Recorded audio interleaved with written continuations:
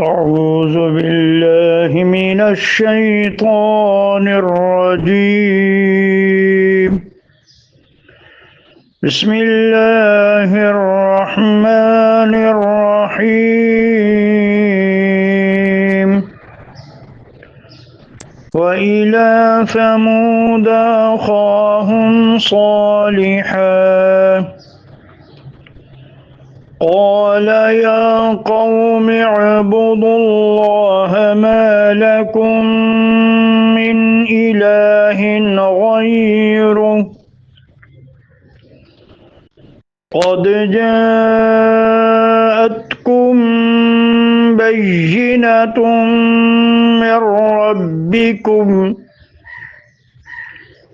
هذه ناقة الله لكم آية فذروها تأكل في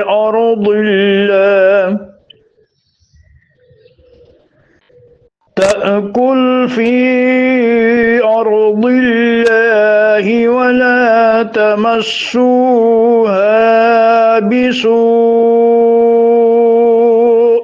فيأخذكم عذاب أليم.